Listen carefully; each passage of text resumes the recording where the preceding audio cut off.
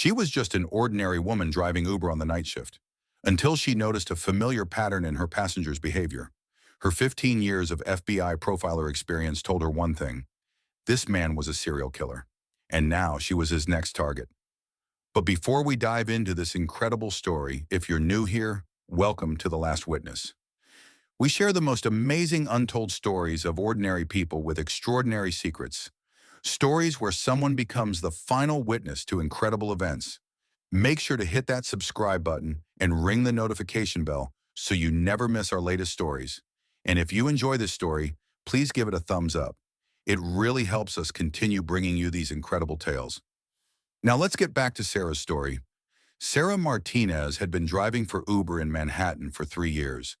At 48, with graying hair pulled back in a practical ponytail and reading glasses that she only wore for the GPS, she looked like any other night shift driver trying to make ends meet after retirement.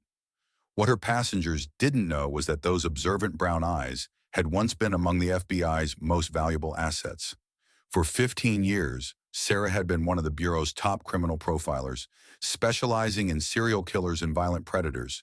She'd helped catch some of the most dangerous criminals in American history. But that was before the case that broke her. The Riverside Killer had eluded capture for 2 years, leaving a trail of 7 victims across 3 states.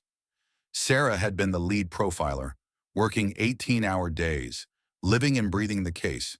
She'd been close, so close she could practically feel the killer's presence. Then budget cuts hit the Bureau. The case was reassigned to a younger team, and Sarah was offered early retirement. At 45, she'd taken the package and walked away, leaving the Riverside Killer still at large. 3 years later, she was driving strangers around New York City, trying to forget the ghosts that still haunted her dreams. It was 11:47 p.m. on a Tuesday when the request came through her app. Pickup location: outside the Meridian Hotel on West 57th Street. Destination: Brooklyn Heights. The ride would take about 40 minutes in light traffic. Good money for a single fare. Sarah pulled up to the hotel and waited. A man emerged from the shadows near the building's side entrance, not the main lobby. He was in his early 40s, average height and build, wearing a dark jacket and jeans. Nothing remarkable about him, which Sarah's training reminded her was often the most remarkable thing of all. "Sarah?" he asked as he approached the car. "That's me. You going to Brooklyn Heights?" "Yes, thank you." He slid into the back seat, settling in behind her. As Sarah pulled into traffic, she glanced at him in the rearview mirror. He was looking out the window, hands folded in his lap. Calm, composed, almost unnaturally so. "Long night?" Sarah asked, making conversation as she navigated through Midtown. "You could say that," he replied. His voice was even, controlled. "Work keeps me busy." "What kind of work?" "Consulting. Problem solving, mostly." Sarah nodded, but something tickled at the back of her mind. The way he'd said problem solving, there was something clinical about it. Detached. As they merged onto the Brooklyn Bridge, Sarah noticed something else. The man's hands hadn't moved from their folded position since he'd gotten in the car. In her experience, people fidgeted during car rides. They checked their phones, adjusted their seatbelts, looked around. This level of stillness was unusual. Professional stillness. "First time to Brooklyn Heights?" she asked. "No, I've been there before. I know the area well." The way he emphasized "well" sent a chill down Sarah's spine. She'd heard that tone before, in interview rooms, talking to suspects who knew more than they were letting on. Sarah's hands tightened on the steering wheel. Without seeming to, she adjusted the rearview mirror to get a better look at his face. What she saw made her blood run cold. He was smiling, not the polite smile of a passenger making conversation. This was something else entirely, a private smile, like someone enjoying a joke only they understood. Sarah had seen that smile before, in crime scene photos, in surveillance footage, in her nightmares. It was the Riverside Killer's signature, that same cold, self-satisfied expression captured by a security camera at his 4th crime scene. But that was impossible. The Riverside Killer operated on the West Coast. Besides, she'd only seen grainy footage and composite sketches. She couldn't be sure. Could she? "You know," the man said suddenly, "I've always admired people who work nights. Takes a special kind of person to be out when most people are sleeping safely in their beds. The way he said safely made Sarah's skin crawl. This wasn't casual conversation. It was a psychological probe. She'd used similar techniques herself when profiling suspects. I like the quiet, Sarah replied, keeping her voice steady. Less traffic, fewer complications. Fewer witnesses, he added softly. Sarah's pulse spiked. That wasn't a normal response. That was the kind of thing someone said when they were thinking about witnesses in a very specific, very dangerous context. She risked another look in the mirror. He was still smiling, but now he was looking directly at her reflection. Their eyes met for a split second, and Sarah saw something that confirmed her worst fears. Recognition. He knew that she knew. You seem familiar, he said, his voice still conversational, but with an edge now. Have we met before? Sarah's mind raced. If this really was the Riverside killer, he'd had 3 years to research the FBI team that had been hunting him. He could have seen her photo in case files, news articles, bureau publications. I don't think so, she said carefully. I meet a lot of people in this job. I'm sure you do, though I imagine your previous job was quite different. Sarah's blood turned to ice. He definitely knew who she was. They were approaching the Brooklyn Heights exit. Sarah had a choice to make. She could take the exit, deliver him to his destination, and hope she was wrong about everything. Or she could trust her instincts.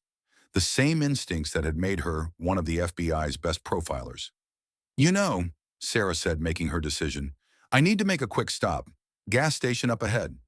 That's not necessary, the man said. And for the first time, his voice had an edge of command. I'm in a hurry. Sorry, nearly empty. Won't take long. Sarah pulled into a 24-hour gas station, one she knew had good security cameras and a clerk who stayed alert. As she parked, she noticed the man's hands had finally moved. He was reaching into his jacket.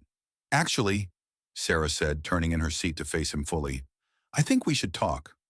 The man's hand froze. Talk about what? About the Riverside killer case. The silence that followed was deafening. The man's friendly facade didn't slip, but something changed in his eyes. A coldness that Sarah recognized from years of staring into the faces of monsters. I'm not sure what you mean, he said slowly. I think you do. Marcus Reed, age 43, engineering consultant from Sacramento. 7 victims over 2 years. Meticulous planning, no physical evidence left behind. The FBI has been looking for you for 5 years. The man, Marcus Reed, studied her with new interest. And you would know this how exactly? Because I was the lead profiler on your case, FBI Special Agent Sarah Martinez. Well, former special agent now. Marcus nodded slowly, as if pieces of a puzzle were falling into place. The one who got close, the one who almost caught me before they pulled you off the case. That's right. And now you're driving Uber in New York. He seemed genuinely amused. How the mighty have fallen. Why are you here, Marcus? New York isn't your hunting ground. Marcus tilted his head, considering her question. Maybe I wanted a change of scenery. Or maybe I wanted to meet the woman who came closer than anyone to understanding me.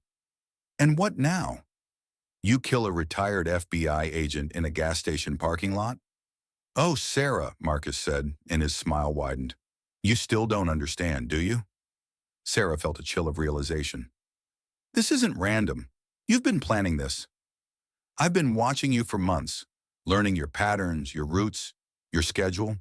You drive the same areas, pick up passengers from the same locations. Very predictable. Sarah's hand slowly moved toward the door handle. So what's your plan? Originally, I was going to make you disappear. One more cold case for the NYPD. But now that we're talking, I'm thinking something more collaborative. Collaborative? You know me better than anyone. You understand how I think, how I operate. We could work together. Sarah stared at him in disbelief. You want me to help you kill people? I want you to help me be better at it, more efficient, more artistic. The casual way he said it made Sarah's stomach turn. This was the mindset she'd studied for years. The complete absence of empathy, the reduction of human lives to mere objects in a game. And if I refuse? Marcus's smile faded slightly. Then you become victim number 8. But not quickly, Sarah, not easily. I've had 3 years to plan what I'd do to the person who almost caught me. Sarah's training kicked in. She was in immediate danger, but she was also the only person who could stop him. The gas station clerk was visible through the window, but he was too far away to help if things went bad quickly. You made a mistake, Marcus. Did I? You assumed I came into this meeting unprepared. Sarah held up her phone, which had been recording their entire conversation. Everything you just said is being uploaded to a secure FBI server. Even if you kill me now, they'll have everything they need. Marcus's composure finally cracked. You're bluffing. Am I? Check your profiler research, Marcus. What was I known for at the Bureau? Thoroughness, he said reluctantly. That's right. I never went into a situation without backup plans. Sarah's voice grew stronger, more confident. Did you really think I'd retire from the FBI and not maintain contacts? Not keep certain capabilities? She was bluffing, but Marcus didn't know that. The truth was, Sarah had been completely out of the game for 3 years. But she was betting that his narcissism, his need to see himself as the smartest person in any room, would make him overestimate her resources. Besides, Sarah continued, you're not thinking like the Riverside Killer right now. You're thinking emotionally. That's not like you. Marcus's eyes narrowed. What do you mean? The Riverside Killer was methodical, patient. He never took unnecessary risks. But here you are, in an unfamiliar city, confronting a federal agent in a public place with security cameras. This isn't your style, Marcus. Maybe my style has evolved. Or maybe you're not the Riverside Killer at all. The words hung in the air between them. Marcus stared at her, and for a moment, Sarah saw something like uncertainty cross his face. What are you talking about? Sarah was thinking fast now, using every profiling technique she'd ever learned. The real Riverside Killer wouldn't need to explain himself to me. He wouldn't care about recognition or revenge. He was a pure predator, efficient, emotionless, practical. I am him. Then prove it. Tell me something only the killer would know. Something that wasn't released to the media. Marcus opened his mouth, then closed it. Sarah could see him thinking, trying to remember details he should know intimately if he really was the killer. The positioning of the bodies. Public knowledge. Try again. The ligature marks. Also public. Come on, Marcus.